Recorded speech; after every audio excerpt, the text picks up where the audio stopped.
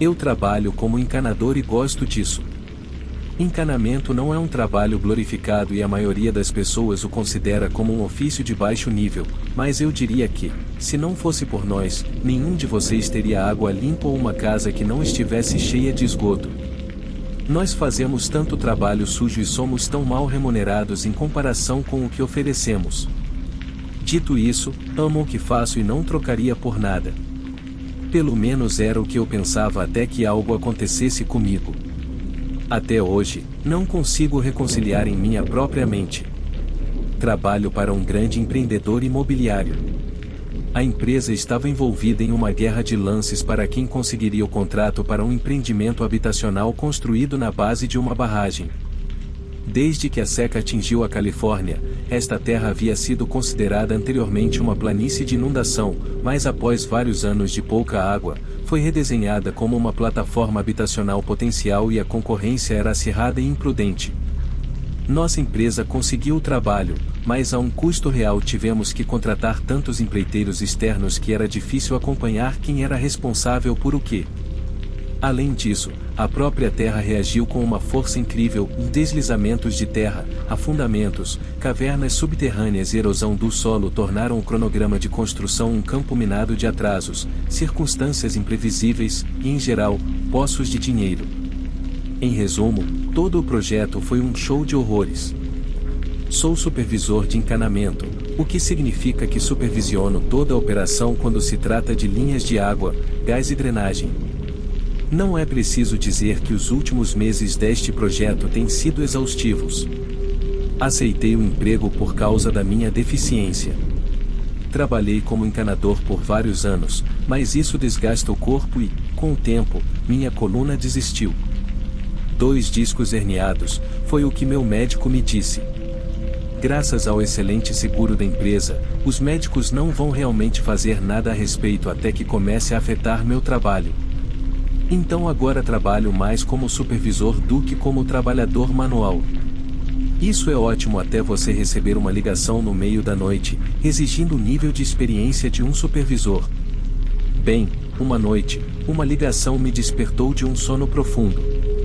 Olhei irritado para o meu telefone apenas para me decepcionar ao ver que perdi 4 chamadas. Sim, desliguei o telefone de uma cama bastante aconchegante. Franzi o senho e afastei o telefone do ouvido enquanto uma enxurrada de obscenidades fluía dolorosamente pelo alto-falante. Era Tony, um novo contratado que eu não estava muito disposto a colocar no projeto. Ele era inexperiente e tinha um temperamento muito ruim. Qual é a situação? Perguntei, enquanto me levantava e começava a vestir minha roupa de trabalho. Ele pareceu se acalmar o suficiente para me informar, entre despejos de linguagem colorida, aparentemente, um dreno pluvial inteiro desabou por causa da chuva, criando um enorme abismo no solo e rompendo uma parede, inundando 2 dos 3 subsolos, é claro, a carteira quebrou e a maioria das linhas de gás e água estavam ancoradas nela. As bombas mal conseguiam acompanhar a água que entrava. Um suspiro profundo escapou de mim enquanto me resignava à tarefa em mãos. Eu teria que descer lá e resolver aquela bagunça. Eventualmente, cheguei ao local do trabalho e encontrei-o em estado de desordem. Enquanto estacionava, meus faróis iluminaram a frente da casa. Avistei meus 2 funcionários, que pareciam não notar meus faróis. Anthony, o novato, estava reclamando e gritando a ponto de ficar incoerente. Isso sacudiu minha mente da névoa do sono que meu café da noite do mercado de esquina não tinha conseguido dissipar. Nesse ponto, estávamos trabalhando em turnos de 12 horas para tentar cumprir os prazos. Eu realmente não precisava disso hoje à noite. Tentei sem sucesso acalmar Tony, tentando fazer com que ele explicasse o que estava acontecendo. Rick, o cara com quem ele estava trabalhando e teve a má sorte de ser designado para trabalhar com Tony, estava em pé ao lado da entrada do porão, aparentemente olhando para o vazio. Rick é um cara decente, um bom encanador, um verdadeiro gigante gentil de um homem que, em grande parte, foi designado para Tony por causa de sua paciência com o jovem impulsivo. Tony continuou sua birra, saindo furioso, jogando suas ferramentas no porta-malas de seu carro e gritando o tempo todo que isso era meu problema agora. Lancei um olhar cauteloso para o carro dele enquanto ele se afastava rapidamente pelo bairro escuro. Por um momento, fiquei grato por todas as casas estarem vazias, pelo menos ninguém estava aqui para ver um de nossos encanadores se comportando como uma criança absoluta. Rick subiu os degraus do porão para ficar ao meu lado, observando as luzes traseiras de Tony desaparecerem na noite. Para um homem tão grande, ele mal fazia barulho e realmente me assustou quando abaixei o capuz da chuva e o vi no meu campo de visão periférico. Rick estava em um estado bastante preocupante, completamente encharcado e coberto de lama, seu rosto estava pálido, seus olhos fixos no último lugar onde vimos a luz de Tony. Ele falou com uma inflexão estranha em sua voz, algo semelhante a tristeza ou talvez vergonha por esse trabalho ter dado tão errado quanto possível. Eu adotei o melhor tom profissional que pude reunir através do meu cérebro privado de sono, dirigindo Rick para simplesmente ir para casa naquela noite, que eu cuidaria disso daqui para frente. Seria uma longa noite, não importa quão bom eu fosse no trabalho. Voltei para minha caminhonete, começando a tirar todo o meu equipamento de tempo úmido. Um macacão feito para esse tipo de trabalho, à prova d'água e projetado para o trabalho, era algo que eu estava muito feliz por ter dei o primeiro passo na escada, entrando na água gelada, aliviado por ter tido a presença de espírito para colocar minhas roupas térmicas por baixo. Eu tinha acabado de chegar ao fundo dos degraus. Começando a avaliar a situação, quando uma voz me assustou novamente. Rick, cara, você continua me assustando esta noite, disse em voz alta. Você quer que eu fique? Ele perguntou, com aquele mesmo tom de tristeza em sua voz. Talvez um pouco rude demais, respondi, não, Rick, vá para casa. Ele não respondeu e, quando olhei de volta para a escadaria, ele havia sumido. Ok, pensei, talvez agora eu possa ter um pouco de paz e sossego apenas para me concentrar na tarefa em mãos. Voltei minha atenção para o trabalho que precisava ser feito naquela noite. Aparentemente, o sistema de drenagem existente que havia sido instalado estava entupido, falhando após o desabamento da parede, enchendo os drenos com lama e detritos, não permitindo que a água escoasse do porão. Isso havia enchido 2 dos 3 níveis do porão e, em seu ponto mais alto, alcançava a minha cintura. Agora, a água estava saindo pelas janelas dos 2 níveis mais baixos do porão, tornando-os inacessíveis para mim até que as bombas de emergência tivessem a chance de acompanhar o fluxo de água. A parede que havia cedido tinha a maioria do nosso trabalho ancorado nela, e um fluxo constante de água estava entrando no prédio a partir dela. Decidi sair da inundação e ligar para as agências municipais locais para ver se alguém havia localizado o tubo de drenagem colapsado. Minha impressão inicial foi de que nem mesmo nossas bombas de emergência realmente chegariam longe o suficiente à frente da inundação se a água não tivesse para onde ir além desta casa. Por fim, consegui falar com um coordenador de serviços de emergência, que conseguiu me colocar em contato com uma equipe que estava trabalhando em um dreno de tempestade do outro lado do morro, onde o colapso havia ocorrido. Eles estavam trabalhando nas últimas horas, mas ainda tinham pelo menos 1 hora antes de chegar à seção desmoronada. Para mim, isso era uma faca de 2 gumes. Significava que eu não podia simplesmente cancelar a noite dizendo que não havia nada que eu pudesse fazer. Eu tinha que ficar e começar o processo de completar os reparos.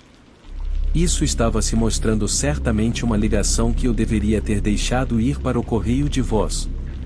Tirei um momento para sentir pena de mim mesmo, então me preparei para a longa noite que estava por vir. Comecei a desinstalar todo o trabalho anterior que não poderia ser salvo, cortando linhas danificadas e conexões que haviam sido desgastadas durante o colapso. Faíscas voavam e poeira de concreto pairava no ar enquanto eu fazia meu trabalho, mantendo constantemente um olho no buraco na parede, imaginando quando as equipes de emergência terminariam para que, pelo menos, a água parasse de entrar, dando às bombas uma chance de se atualizarem.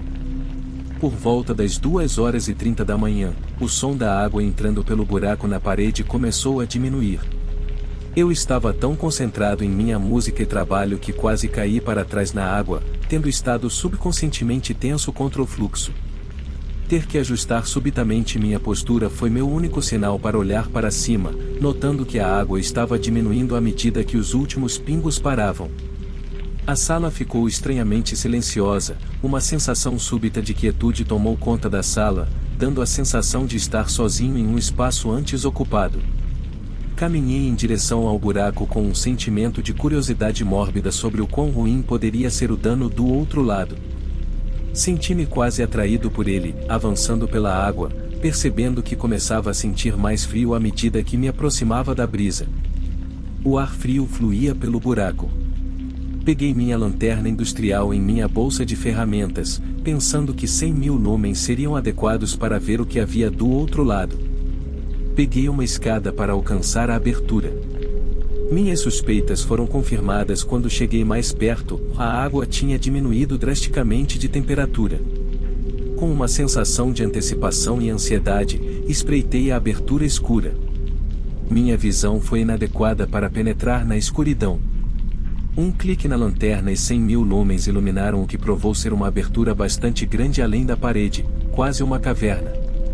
Minha primeira impressão foi que era uma grande caverna aberta, mas, ao iluminar, pude distinguir mais detalhes de túneis abertos, várias aberturas pontilhavam a caverna, parecendo quase esculpidas pela água da tempestade. Toda a área começou a se parecer com um sistema natural de drenagem de tempestades, esculpido ao longo do tempo por um fluxo de água implacável. Então, um pequeno alarme começou a tocar em minha cabeça, algo que eu não conseguia entender completamente, mas que crescia constantemente à medida que eu examinava a estrutura da caverna. Tentei forçar meu cérebro exausto a fornecer uma resposta, mas a privação de sono e a exaustão estavam impedindo minha resposta. Tentei me concentrar novamente, mas o esforço extra era como soprar uma fagulha que se recusava a se acender, então simplesmente afastei o pensamento inquietante, sabendo que ainda havia mais trabalho a ser feito antes que eu pudesse justificar ir para casa. Afastei-me da abertura, aquele pensamento inquietante me dizendo para não tirar os olhos dela por enquanto. Mais uma vez, afastei o pensamento, virando-me para longe da brisa, quando os geradores que alimentavam as bombas começaram a falhar também. Isso não fazia sentido, eu os havia abastecido quando cheguei, eles deveriam estar prontos para mais algumas horas, mesmo que estivessem funcionando a todo vapor. A sensação de frio redobrou seus esforços para tirar outro tremor de mim, quando as luzes de emergência começaram a diminuir também. Minha mente começou a correr com pensamentos de estar sozinho no escuro com o que quer que estivesse naquele buraco. Desesperadamente, comecei a subir a escada quando, precisamente o que eu não queria que acontecesse, aconteceu.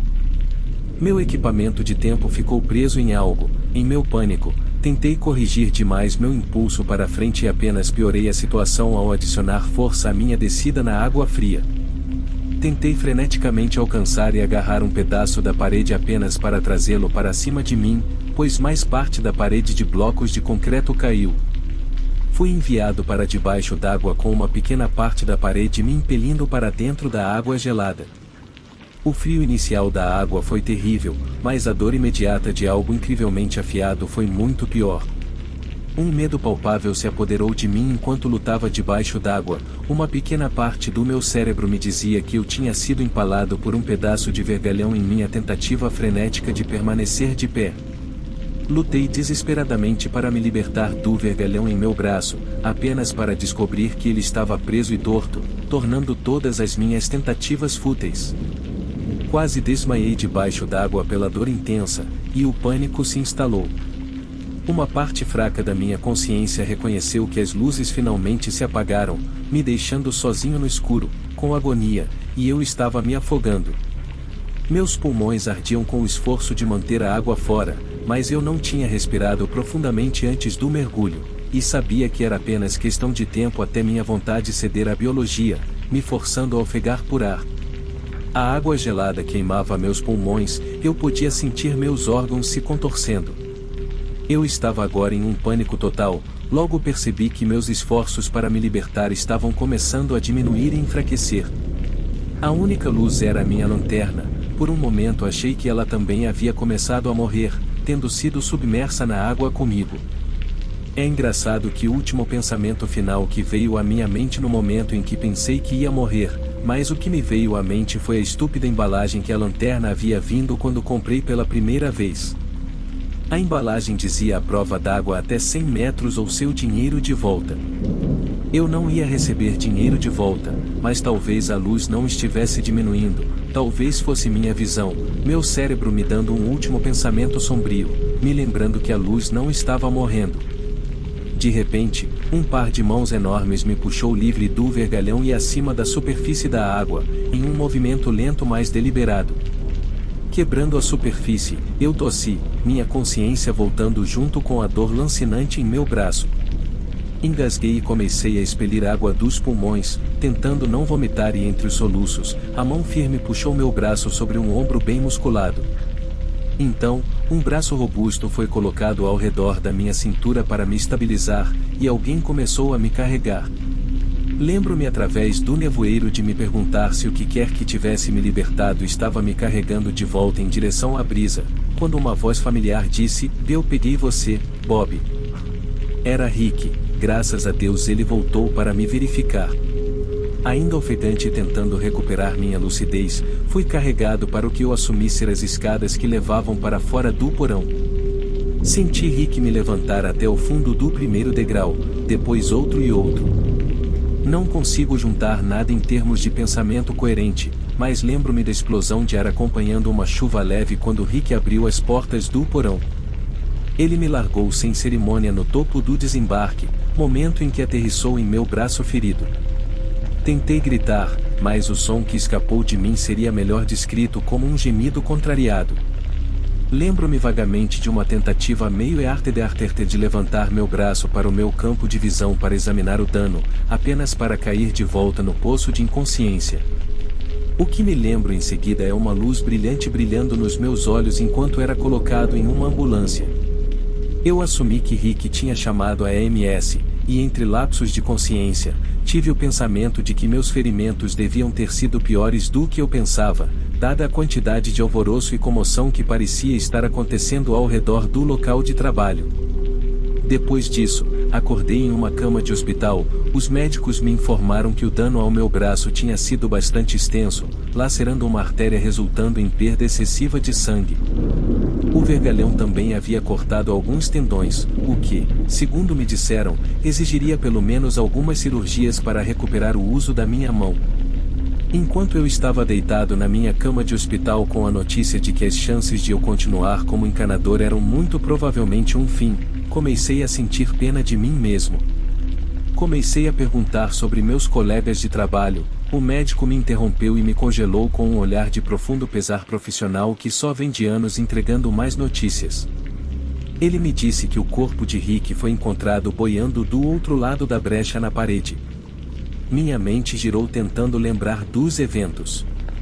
Não era possível, eu disse a eles, porque Rick me carregou para fora daquele lugar e me libertou do vergalhão. O olhar de pesar profissional do médico se aprofundou enquanto ele me explicava, como se falasse com uma criança, que a perda de sangue como eu havia experimentado poderia causar perda de memória e alucinações. Comecei a ficar mais agitado, levantando a voz, tentando sair da cama. Ao ficar de pé, a tontura me dominou, eu não conseguia me equilibrar. Caí no chão e desmaiei. Quando acordei novamente, estava restrito à cama. Depois de várias rodadas de ser tratado como uma criança por enfermeiras, médicos e policiais, resignei-me ao fato de que, se continuasse assim, eu provavelmente acabaria em um sanatório em vez de fazer com que acreditassem em mim. A polícia fez relatórios. Foi afirmado que a morte de Rick foi um afogamento acidental. O novo cara em nossa equipe, durante sua entrevista, disse que Rick tinha voltado para o outro lado da brecha, tentando descobrir de onde vinha o fluxo de água e nunca mais saiu. Tentei me convencer de que talvez eu tenha alucinado Rick me carregando para fora daquele lugar. Depois de algumas avaliações psicológicas, me permitiram sair por minha própria conta.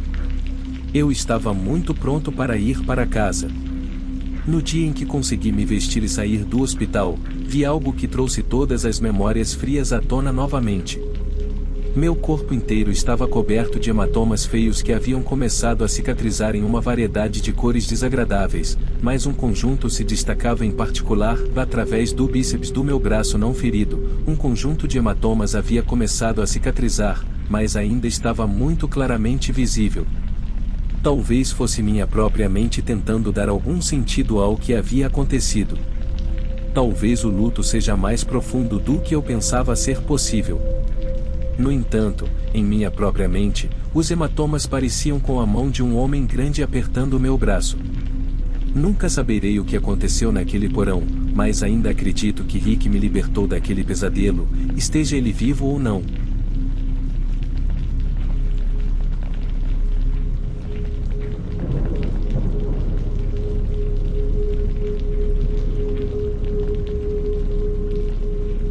Eu sou um entregador de pizza em uma pequena cidade sonolenta em Oregon.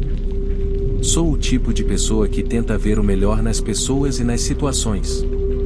Sempre gostei da quietude dos turnos noturnos, a maneira como o mundo parece desacelerar, mas uma noite minha perspectiva mudou completamente.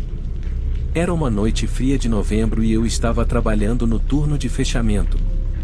O movimento estava fraco e eu estava ansioso para ir para casa. Foi quando um pedido chegou para entrega em um endereço nos arredores da cidade. Era para um lugar onde eu nunca havia estado antes, uma área antiga com a reputação de ser deserta. Enquanto dirigia, as luzes familiares da cidade deram lugar à escuridão, quebrada apenas pelo fraco brilho dos faróis do meu carro. A estrada estava assustadoramente silenciosa, sem outros carros à vista. Quando cheguei ao endereço, deparei-me com uma casa antiga, com a tinta descascada e janelas escuras. Parecia que ninguém vivia ali há anos. Sentindo-me inquieto, verifiquei o pedido novamente, pensando que talvez tivesse errado o endereço. Mas não, estava correto. Peguei a pizza e caminhei até a porta da frente. Não havia campainha, então tive que bater. Mas quando o fiz, não obtive resposta. Bati mais alto, mas ainda nada. Quando estava prestes a sair, ouvi um ruído fraco vindo de dentro da casa. Parecia um sussurro, mas era difícil dizer. Meu coração começou a bater mais rápido. Talvez houvesse alguém lá dentro afinal. Chamei a entrega de pizza, esperando uma resposta. Silêncio. Então, de repente, o som fraco novamente, como alguém lutando para falar. Vinha de dentro daquela casa. Contra o meu melhor julgamento, decidi investigar. Contornei a esquina e foi então que vi algo. A janela do porão estava aberta e havia uma luz fraca piscando lá dentro. Olhei para dentro e o que vi fez meu sangue gelar. Havia uma pessoa lá dentro, amarrada e amordaçada, tentando desesperadamente chamar minha atenção, olhando nos meus olhos através da janela com desespero. Minha mente girou em pânico. Rapidamente, peguei meu celular para ligar para o 911, mas é claro que o sinal aqui nos arredores era horrível. Foi então que ouvi a porta da frente render atrás de mim. Girei, com o coração acelerado, para ver quem havia saído da casa, mas não havia ninguém lá. A porta da frente estava simplesmente aberta, balançando levemente na brisa. Estava dividido entre fugir e tentar ajudar a pessoa no porão. A imagem dela lá embaixo, e eu tinha que fazer algo. Corri de volta para o meu carro, pegando uma lanterna, não tanto pela luz, mas pelo menos para ter algo que parecesse uma proteção. Então, fiz meu caminho até a janela do porão aberta. A luz tremeluzente revelava um espaço estreito e bagunçado. A pessoa ainda estava lá, lutando, os olhos arregalados de medo. Espere, vou te ajudar, sussurrei, tentando tranquilizá-la e a mim mesmo. Procurei uma maneira de entrar e descobri que a janela era apenas grande o suficiente para eu passar. Uma vez dentro, finalmente percebi que a pessoa era uma jovem mulher, amarrada e aterrorizada. Ela balbuciou as palavras: "Oh, tenha cuidado." Trabalhei rapidamente para soltá-la, minhas mãos tremiam enquanto retirava a mordaça. Ela respirou fundo e disse: "Dele ainda está aqui." Essas palavras me atingiram como um soco. Seu captor poderia retornar a qualquer momento. Ajudei a mulher a se levantar e silenciosamente nos dirigimos para as escadas que levavam ao andar principal. Cada rangido da velha madeira sob nossos pés parecia ensurdecedor no silêncio. Alcançamos o andar principal e começamos a nos mover em direção à porta da frente. Foi então que ouvimos passos pesados e deliberados vindo de trás da casa. Congelamos então, agindo por instinto, a puxei para um armário próximo. Nos encolhemos juntos na escuridão, mal ousando respirar. Os passos se aproximaram, então pararam. A tensão no ar era insuportável. O ouvimos lá fora, se movendo e murmurando consigo mesmo. Depois do que pareceu uma eternidade, os passos começaram a se afastar e a porta dos fundos se abriu ao longe e fechou. Esperamos mais um minuto, ouvindo atentamente. Quando parecia seguro, saímos do armário e corremos para fora da porta da frente. Não paramos de correr até chegarmos ao carro, que eu havia estacionado mais abaixo na rua. Dirigi o mais rápido que pude de volta para a cidade, ligando para o 911 pelo caminho. Mais tarde, alguns policiais nos encontraram no hospital. A mulher que eu salvei se chamava Emily. Ela foi tratada por ferimentos leves e choque. Dei meu depoimento, com as mãos tremendo de adrenalina. Acontece que Emily estava desaparecida há 2 dias. A polícia posteriormente capturou o captor, que era um criminoso conhecido na área. Ele também era ex-namorado de Emily, que basicamente enlouqueceu depois que ela terminou com ele e a sequestrou. Para aqueles que estão se perguntando quem pediu aquela pizza, a polícia descobriu mais tarde que o sequestrador a pediu. Mas por que ele não respondeu à porta? Por que arriscaria ser pego? Eu não sei. Aquela noite me mudou. Fui chamado de herói, mas não me senti como um. Vamos ser honestos, tivemos sorte. Poderíamos ambos ter sido mortos ali. Logo após, larguei aquele emprego de entregador. Não me sentia seguro mais. Não era mais o mesmo.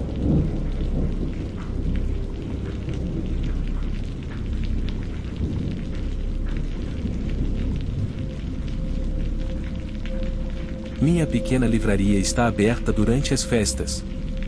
Pessoas mais velhas entram frequentemente em busca de livros de romance da H. Mark, enquanto os mais jovens geralmente vêm para a seção de fantasia. Há até mesmo alguns raros que ainda vêm em busca dos romances sombrios. Isso aconteceu no ano passado e, honestamente, eu tinha praticamente esquecido até estar ouvindo um desses podcasts na minha hora do almoço. No ano passado, no dia seguinte ao Dia de Ação de Graças, abrimos cedo e o chão estava coberto de neve, então eu estava alguns minutos atrasado para o trabalho. Abri as portas e aproveitei para arrumar após a noite anterior. Não sei como deixei tudo tão bagunçado, mas havia livros no chão em um círculo organizado de onde eu estava lendo O Castelo Animado. A noite tinha sido tranquila, então me permiti o prazer culpado de ler. Fazia isso frequentemente em noites mais lentas. A única normalidade que vi foi a luz do fundo ligada, e isso me pegou de surpresa e honestamente me assustou. Normalmente, evitava aquele cômodo tarde da noite porque, francamente, me assusta. Sempre foi o cômodo mais amplo e escuro, com uma iluminação terrível e pouco confiável. Parei por um momento, colocando meu almoço no balcão, olhando fixamente para o cômodo bem iluminado e aberto. Ouvi ruídos de arrasto e lentamente fiz meu caminho de volta para fora da porta, tendo cuidado para não fazer barulho. Tirei meu celular e liguei para a proprietária da loja. Ela era uma senhora mais velha, doce, por volta dos 60 anos. Ela me informou que não tinha estado lá hoje, e estava passando o dia com sua família. Tínhamos outro funcionário, mas ele estava em São Francisco na semana, então havia alguém lá dentro que não estava sendo contabilizado, e isso, por si só, era aterrorizante. Liguei para o número não emergencial da polícia local e eles disseram que estariam lá dentro de 10 minutos. Realmente não queria arriscar ser algo que precisasse de atenção séria e não ter nenhum apoio. Ouvi pilhas de livros sendo derrubadas e ruídos irritados profundos que não pareciam exatamente algo que uma pessoa faria. Instantaneamente, pensei em um urso, mas não havia pegadas na neve, pelo que eu podia ver. Novamente, não podia realmente ver o fundo da loja e não queria arriscar tentar olhar. Um policial com quem eu era muito familiar apareceu em alguns minutos, parecendo bastante divertido. Ele passou de pensar que era um arrombamento para pensar que era um urso. Liz, você tem certeza de que ele não queria apenas uma desculpa para me ver? Franzi o senho. Ele sempre gostava de fazer piadas, mas apenas o empurrei em direção à porta. Bem, vá ver. Eles estão destruindo o fundo, seja lá quem for. Peguei uma lanterna pesada perto da porta da frente, segurando-a firmemente enquanto Jake, o policial, se dirigia para os sons. Antes de podermos ver o que era, a porta dos fundos se abriu violentamente e uma grande forma passou correndo. Jake correu atrás deles, gritando para que eu ficasse parada e trancasse as portas. Certamente tranquei as portas, mas também tirei fotos dos danos que foram feitos, paletes de livros espalhados por toda parte, comida jogada entre os livros, e pior de tudo, escrito de forma desleixada na parede com o que parecia ser ketchup, Felizes Festas, Liz. Honestamente, isso mexeu muito comigo. Significava que era alguém que eu conhecia e, pior ainda, eles estavam lá esperando por mim chegar. Talvez estivessem lá na noite anterior comigo, talvez tenham me espionado. Levou algumas semanas após esse incidente para eu me acalmar e recuperar a normalidade. Jake disse que não conseguiu pegar quem era, parece que ele simplesmente desapareceu entre as vielas do parque empresarial. Um ano depois, sem atualização, sem pista de quem era. Bem, felizes festas a todos, e para o nosso intruso, por favor, não volte este ano.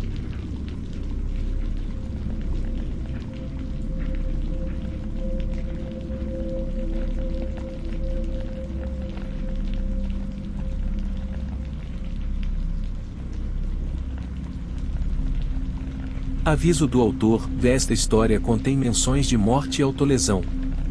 Se você já trabalhou ou passou muito tempo em hotéis, provavelmente está ciente de que eles geralmente são assombrados. Quero dizer, muitas pessoas morrem em hotéis. Eu sou arrumadeira há alguns anos agora e o primeiro hotel onde trabalhei estava bastante deteriorado. A maioria dos quartos tinha móveis manchados, mofo nos banheiros, e éramos incentivados a fazer um trabalho ruim na limpeza para limpar mais rapidamente. Uma vez, enquanto arrumava um quarto em que o hóspede permaneceria, encontrei o banheiro coberto de sangue. Aparentemente, algum casal havia estado lá e a esposa tentou se matar na noite anterior. Não tenho certeza do que aconteceu com eles. Outra vez, entrei em um quarto e encontrei as cortinas rasgadas, a barra do chuveiro arrancada da parede, uma grande pilha de toalhas ensanguentadas e os lençóis da cama desarrumados e cobertos de sangue. Felizmente, não tive que limpar aquele quarto, mas como não encontramos evidências de uso de drogas ou armas, e ninguém notou nada suspeito com os hóspedes, tecnicamente não tínhamos um crime para relatar. Espero sinceramente que alguém estivesse apenas bêbado e teve um acidente, e que eu não tenha entrado em uma cena de crime. Agora, todo o primeiro andar tinha piso falso de madeira nos quartos, exceto o quarto 126. O quarto 126 era o único que ainda tinha o velho linóleo das reformas que aconteceram vários anos antes. Mais de uma vez, vi hóspedes pedindo para serem transferidos daquele quarto em particular ou simplesmente deixando o hotel sem passar a noite. Alguns deles afirmavam que o quarto simplesmente os deixava desconfortáveis. Nunca questionei isso, sempre achei que fosse uma desculpa para não ter que ficar em um hotel ruim. Um dia, enquanto eu limpava a banheira daquele quarto, com fones de ouvido e debruçada, ouvi claramente uma voz de mulher dizer com licença ou de forma séria. Pulei, parecia que aquela voz vinha de bem atrás de mim, mas sempre colocava meu carrinho de limpeza na frente da porta para que ninguém pudesse entrar no quarto e me pegar de surpresa assim, especialmente enquanto eu estava com fones de ouvido. Praticamente pulei e olhei para fora do banheiro para ver se algum hóspede precisava de algo, mas não havia ninguém lá. Movimentei meu carrinho e olhei para o corredor. Ninguém. Algumas outras vezes, eu estaria na mesa ou na escrivaninha, limpando, e de canto de olho, parecia que havia uma pessoa parada na porta, mas quando eu virava a cabeça para olhar, não havia ninguém lá. Para ser justa, isso acontece bastante e geralmente é apenas um truque de luz, mas acontecia muito mais no quarto 126 do que em qualquer outro. Perto do tempo em que eu saí, finalmente perguntei por que aquele quarto tinha um piso diferente dos outros. Não estava preparada para a resposta que meu chefe me deu. Acontece que, cerca de um ano antes de ela ser contratada, uma senhora idosa que estava morando no hotel morreu naquele quarto. Mas para piorar as coisas, ela era uma acumuladora de animais e secretamente mantinha dezenas de gatos no quarto com ela por anos. Quando a encontraram, o corpo dela estava meio comido, e encontraram mais do que alguns gatos mortos no quarto com ela, além de alguns vivos, é claro. Acho provável que ela e alguns de seus gatinhos nunca tenham feito check-out. Eles transformaram o quarto 126 em um depósito por um tempo depois disso. O resto do hotel ganhou novos pisos, mas não o 126. Isso me perturbou, e mesmo que tenha passado um tempo desde que deixei aquele lugar, ainda penso nisso o tempo todo, e como aqueles gatos e aquela senhora provavelmente estão presos lá, ligados ao próprio chão onde pereceram.